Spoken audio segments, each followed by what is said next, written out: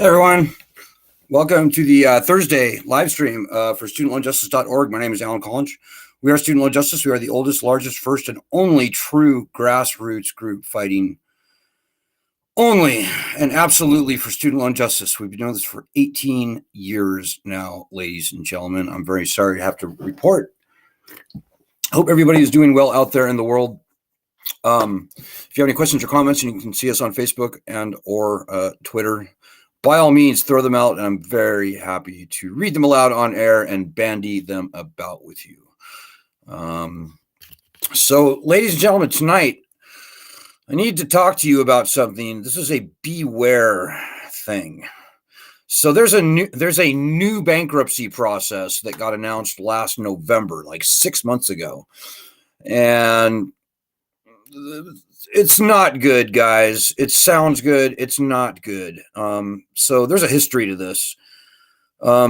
This thing actually, like many things, started with this group. So I was talking with, well, Dick Durbin's people like 5 years ago, but more to the point, I was talking with James Cavall, the Undersecretary of Education. This was before he was Undersecretary. We've known him for years. And I said, James, if you're serious about wanting to solve the student loan problem, what the president could do is simply stop opposing student loan borrowers in bankruptcy court. Because the way bankruptcy works for student loans right now is different from all other loans.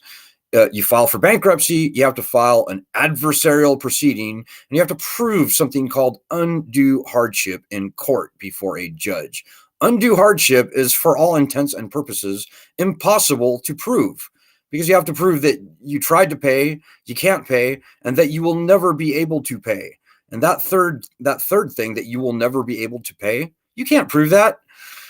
Like, anybody could win the lottery tomorrow, right? So it's, for all intents and purposes, impossible to prove the standard. Now, a few people do still get discharges every year.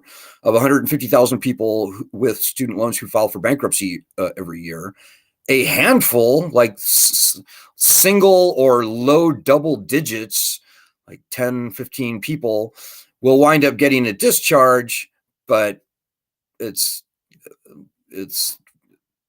stupid. That's like, and our opposition, who absolutely do not want bankruptcy returned to student loans, they trot out the very few and rare stories when people actually do get discharges in bankruptcy court on their student loans. They trot them out like it's the biggest news ever. It's like twice a year they'll do this, and they'll say, hey, look, this guy got his student loans discharged in bankruptcy. Therefore, it is possible to discharge your student loans in bankruptcy. It's like lottery-like odds, like only a few out of 150,000 ever get anything. But still in all, our opposition uses those very few cases in the media to make it appear as if bankruptcy is possible for student loans. But as a practical matter, it is not. So that could change if the Department of Education decided to stop opposing student loan borrowers in bankruptcy court. Well, then you'd file for bankruptcy, you'd file for the adversarial petition, which is very expensive, by the way. It's thousands of dollars, several $1,000s on top of a bankruptcy filing fee. And when it comes time to adjudicate the question of undue hardship, well, nobody shows up to oppose you. So the judge would say, well, there's nobody on the other side to there's no adversary on the other side to oppose you. So, okay, all right. You get undue hardship, therefore your student loans will be treated essentially the same as all other loans in bankruptcy.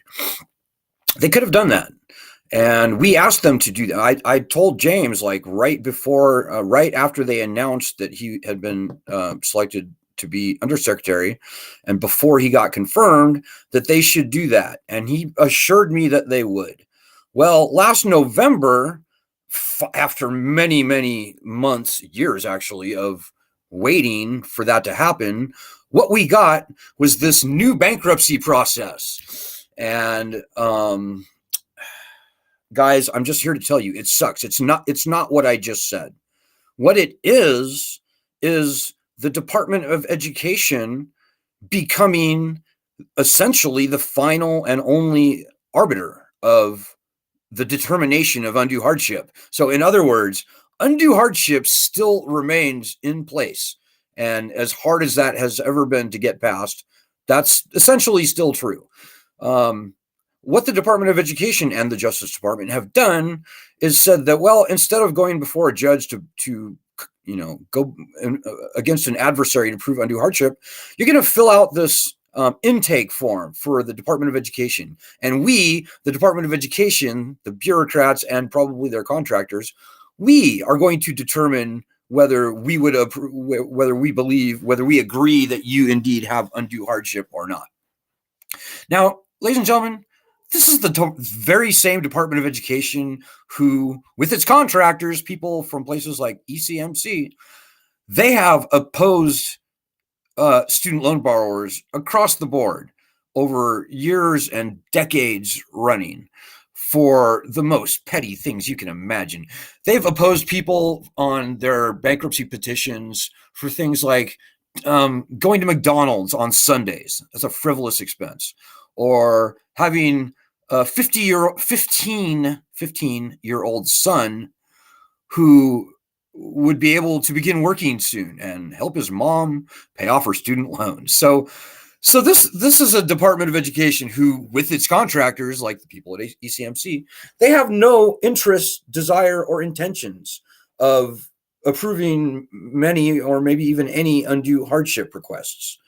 So they announced this 6 months ago. And, I sent James an email like 3 weeks ago. I was like, so James, it's been, 5 months now. What are the numbers looking like? How many of these new bankruptcy petitions, how many have you approved? How many people have gotten discharges, etc.? Well, he never got back to me, unfortunately. But today we saw in Business Insider a completely unbalanced, I would say propagandistic article saying, hey, look, this borrower just got $78,000 discharged in bankruptcy court for their student loans. And it read exactly like any number, hundreds of articles that we've seen over the years seeded by our opposition, which basically say, hey, look, it is possible to discharge your loans in bankruptcy. Look at this person. They got it done. But guys, I'm here to tell you, it's not that. It's the same old nonsense that we've ever seen before. You still have to, you can't just fill out this petition, this intake form and get an answer from the Department of Education before filing for bankruptcy. No. You have to still file for bankruptcy and all the shame that brings. You still have to pay a lawyer thousands upon thousands of dollars, like $4,000 or more, to initiate an adversarial proceeding. And then the only difference is, instead of this thing being adjudicated by a judge, it's being adjudicated by the Department of Education, who history has shown have no intentions or desires of canceling any loans, whether through bankruptcy or through by executive order or BDR or whatever the case may be. Ladies and gentlemen, the Department of Education hates canceling loans. They hate canceling loans. Whether it's through any of those things, and whether even if it's through the income-driven repayment programs or public service loan forgiveness, the Department of Education has shown time and time again, it is not in their DNA to want to cancel loans. They hate doing it. They will only do it if you practically put a gun to their head. So we knew this would happen. We knew that they would trot out the relatively rare instances where people get a bankruptcy discharge and use this to essentially queer the zeitgeist, to cloud the zeitgeist and give people the false impression that bankruptcy has been returned to student loans. It's not true. Bankruptcy has not been returned to student loans. Getting your loans discharged in bankruptcy is as fraught with risk as it's ever been. In other words, it is still exceedingly unlikely that you will get a discharge on your student loans in bankruptcy court, even with the new process. And I don't see that changing. You know, what I predicted and what I still think will probably happen is that instead of 10 or 15 people a year getting their loans discharged, they might up that to 100 or 150 people, and they'll go, ooh, look, we're getting better. But guys, when 150,000 people a year file for bankruptcy with student loans, there's not much difference between 15 people and 150 people, or even 1,500 people for that matter. It's just not impressive at all. So don't fall for it, guys. Just please don't be fooled.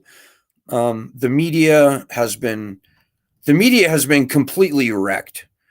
The media used to be a little bit better. You know, there used to be a time like over 10 years ago now, probably 13 years ago, where I would get calls on a weekly or sometimes even daily basis from just normal reporters. And they'd say, hey, this happened. What's your take? And then they would, present a critical opinion of whatever the news of the day was. That's what good reporters used to do.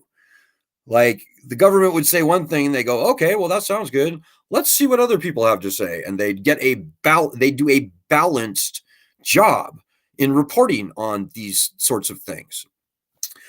Those days are long gone, guys. When it comes to student loans, we're looking at a mainstream media propaganda machine. That's all it is. It's just one-sided. They don't dare put in dissenting, contrasting opinions anymore to whatever the government decides to put out there. And depending on who's in the presidency and how the political affiliations of the news source are, it's just not pretty, guys. It's not a pretty picture. The media has not been our friend on this, on anything for years and years and years. So please just don't be fooled, because I know this thing, like this article that we saw yesterday, it's going to go viral. It's going to get picked up by other media outlets. I'm really sorry to have to say that, because this is a reporter, Ayelet Sheffi from Business Insider, and I've seen her do some actually pretty good stuff in the past. But sadly, we see this time and again. A youngish reporter gets on the student loan beat. They do a couple of quality actual reporting stories, but after a few years, they get sucked into the student loan swamp, and pretty soon all they are is parroting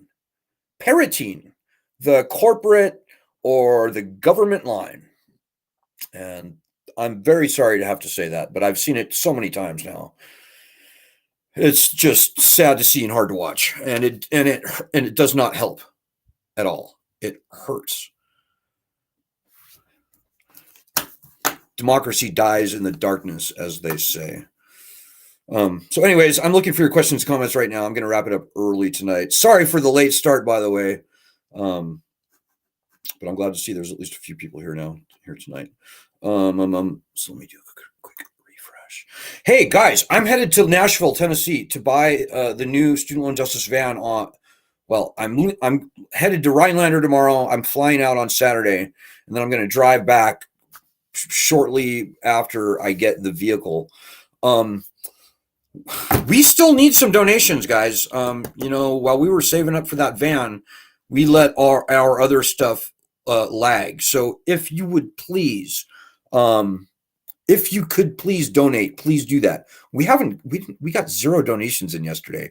We got like 1 donation in for $20 the day before. We got 0 in today. This can't last, guys. This group is going to cease to exist if people out there don't pitch in. And I love everyone out there, regardless of anything. And I think it's just the coolest thing in the world that we were able to raise money for this van. But guys, I mean, the reality is what the reality is.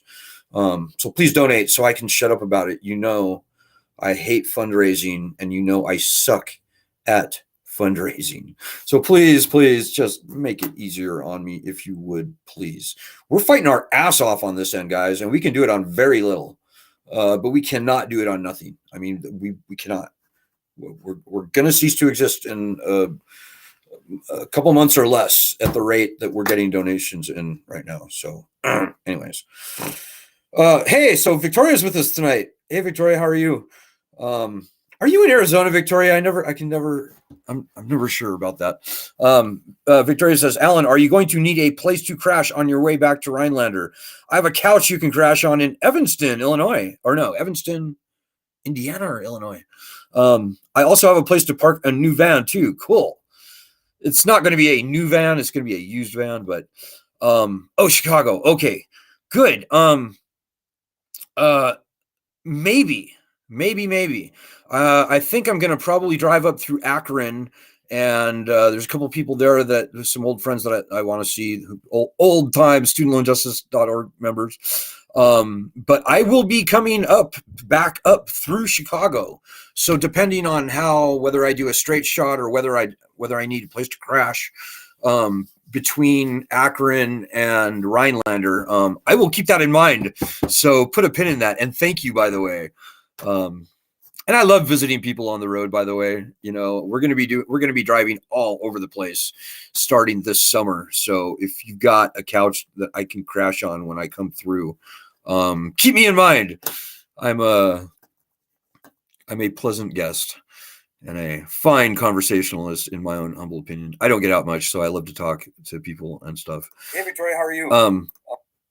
But yeah, no, I definitely appreciate the offer, Victoria. In my own humble opinion. I don't get out much, so I love to talk to people and stuff. Hey, Victoria, how are you? Be quiet. So yeah, guys, just please donate if you can. Also, if you have borrowed, if you have repaid more than you've borrowed, and you still owe more than you borrowed, which happens a lot, let me know. We've got a couple of media company news journalists who are working on stories, and they're looking for people like that. Also, and it may even be too late for this at this point, if you know anybody in Nebraska, a Swiss news company, in fact, the largest Swiss news network in Switzerland, obviously, they are looking for a beleaguered student loan borrower to interview as well. Hey, Leslie Fishman's with us tonight. Hey, Leslie, how are you? Leslie says, unbelievable. In America, if have a 15-year-old working past 8 to 9 p.m., it's a CPS charge and is not permissible to help pay for student loan debt. I don't know. I was working full-time starting when I was 15. I don't know if the child labor laws have changed or what's happened with that. Let's see. Also, I'm sorry, I'm missing in action, but my life has been chaotic, and I was emailed from work to be mindful of our social media posts. The iron fist of censorship comes down. Thankfully, I don't have my job is student loan justice, so I've already wrecked my reputation beyond any repair. So I can speak freely. I can speak freely and speak my mind. Thankfully. But, a lot of our people, Leslie, what they will do is they will get a Twitter account, for example, specifically for the purpose of fighting for student loan justice. And by the way, if you're new to the group, if you're looking for something to do, the best, and I would say minimum thing that everybody should be doing is our daily actions. Our daily actions are very quick, and they're very helpful. They're usually on Twitter. So a daily, like today's daily action was like retweet this, and this. Like retweet 3 things. Very quick. You can do that in like 15 seconds. Takes no time at all. But collectively, it becomes very, very powerful. We have over 1 million people in our group now, believe it or not, across our petition and our Facebook and our Twitter and all of our other platforms, our email. We have 1.4 million people we have in this group. And can you imagine how strong we would be if 1.4 million people were retweeting our stuff every day? Yeah, we would make national news, and student loans would be gone within a few months. Like, that's how strong we on this group can be. We're the largest muscle in America. We're the largest untethered, I would say, politically untethered voting bloc in U.S. history. You guys, I don't think you guys really appreciate how strong we should be. But 1.4 million people, that's only a number on a page, and it's meaningless unless the people in this group actually take this fight seriously and help us fight, like I see Leslie doing and Joanna doing and Gordon and Lisa and so many, our fearless co-leader Ed, many other people. And to everybody out there who's been doing the daily actions, who's been going above and beyond, I salute you. To everybody else, getting these loans gone, and that's what we want. We want to get student loans gone by way of getting bankruptcy returned to the loans. We are not going to see meaningful student loan cancellation unless we get bankruptcy returned to the loans. But this takes more than signing a petition to make happen, guys. This is not a wait, watch, and worry movement. This is a make it happen struggle. We're a working, fighting group. We're not here for your entertainment. If you came for the piano playing, you have deep issues. But no, we're a working, fighting group, guys. And if you want to be in this group, you got to help. And the minimum that you can be doing is doing our daily actions. Like, maybe not every day, maybe once a week. You'll check, and you can go to our website and very easily see whatever the most recent daily actions are. Maybe once a week, you go there and you do a week's worth of daily actions in like 15 minutes or however long it takes. It doesn't take that long. But that's the minimum that you should be doing, guys, because we will absolutely be buffaloed and buried by all the bullshit that is aligned against us if you don't take this fight seriously. And as corny as it may sound, the country actually needs you on this. We're fighting for ourselves, it's true, but we're fighting for 43 million other federal student loan borrowers. We're fighting for 10 million other private student loan borrowers. And we're fighting for hundreds of millions of people who are going to follow in our footsteps. Not to mention, if they can do to other loans what they did to student loans, if they can weaponize other loans against the citizens like they did to student loans, they will. So this is the camel's nose under the tent, guys. I don't want to put too much pressure on you, but you have no idea how important you could and should be. And we need you. So I hear you, Leslie. I know it's been rough these days for a lot of people. This year has been got off to a really down start. Congress absolutely betrayed us last year on getting a bankruptcy bill passed. And we're a fiercely nonpartisan group, by the way. We pretty much hate the Republicans and the Democrats in different ways. Some might say we hate the Republicans more, and there might be some truth to that. I will say the Republicans are evil compared to the Democrats. They're kind of like our frenemy. Like, the Democrats pretend to be on our side, but then when push comes to shove, all of a sudden they're nowhere to be found. Well, that's what the Democrats did to us last year, guys. They betrayed us. They blatantly betrayed us. We had a great bill in the Senate. It was bipartisan, would have returned bankruptcy to federal student loans, could have been passed, had all the support needed, including Republicans. And at the very last minute, the Democrats chose not to pass the bill. That wasn't even a stab in the back. It was straight up a stab in the eyeball. I mean, it was the worst thing ever. Hey, Lisa Ansel's with us tonight. Hey, Lisa from Los Angeles. Lisa says, we need all hands on deck 7 days a week. Every member needs to hold up their end of the sky. I agree. We're not going to get anywhere without your help. We will get everywhere with your help.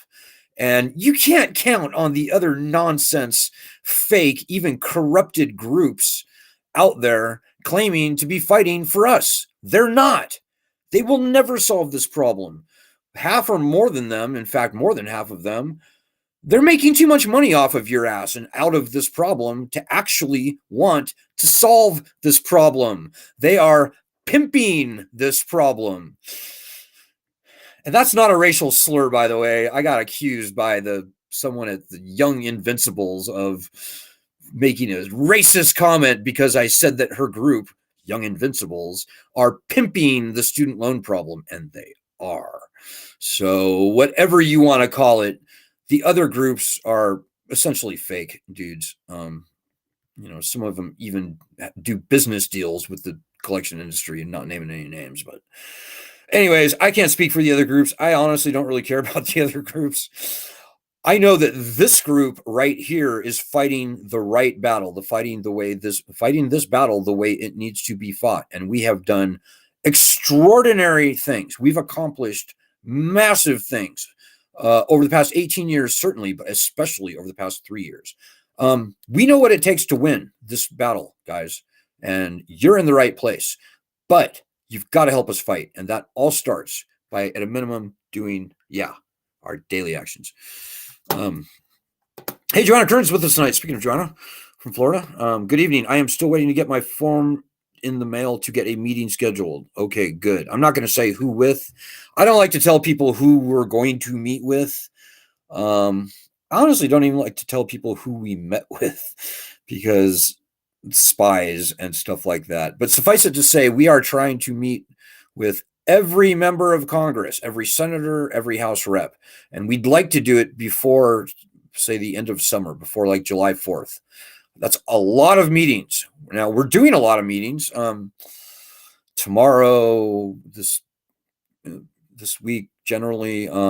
But we need to be doing way more. You have one House rep and 2 senators. We would like to get into a phone conference with all 3 of those offices. Most importantly, the judiciary staffers from each of those offices. You can make that happen as a constituent. You set up a call. Please, I'm asking you, will you please set up either a phone conference or a quick Zoom meeting?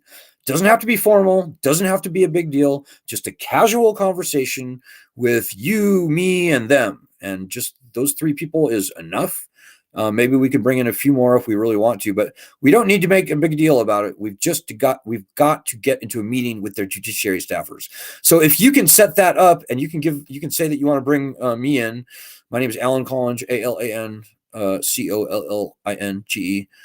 My email is alan@studentloanjustice.org. My phone number is 202-594-1120. If you set up the meeting, you set it up, you get it going, we will knock them down. We will do all the talking if we have to. You don't even have to say a word if you don't want to. I would hope that you would want to say a few words, obviously. But whatever the case may be, we can do all the talking if we need to. But this starts with you. Starts only and absolutely with you. These are your loans. This is your livelihood. This is your problem. And the talking heads on the internet and stuff, including me, we're not going to solve your problem for you. You got to help us fight. And if you're not willing to get your hands a little bit muddy, your knuckles a little bloody, maybe, then you should just leave, because honestly, we don't want you here. I see Leslie and Joanna and Lisa and so many other people, Mike. I'm not going to start naming names, but there's hundreds of them, thousands actually. We can't do your work for you. We cannot pull your weight for you. You got to pull your own weight on this group. We can help you, and we will assist you in your efforts, and just ask anyone on the group if you're unsure of something, or maybe ask your state chapter leader. Join your state chapter, by the way, also, and you can see all the stuff that I'm saying through the website, studentloanjustice.org. But we need you, and don't think that you can prom queen your way through this, because that's not what this group is. And you're not better than us, also, by the way, so you know. You're not special. You're not entitled to special treatment where everybody pulls your weight for you. No. You got to pull your own weight on this group.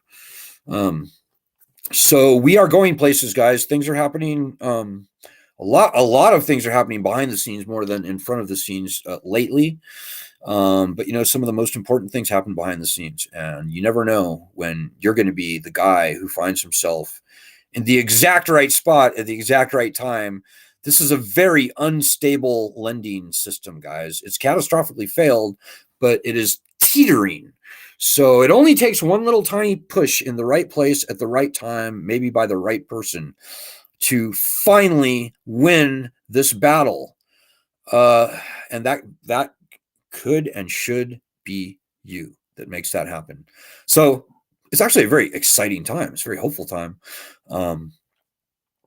But you know, we can't let this one get away, guys. We cannot, because too much depends on it. My livelihood, your livelihood.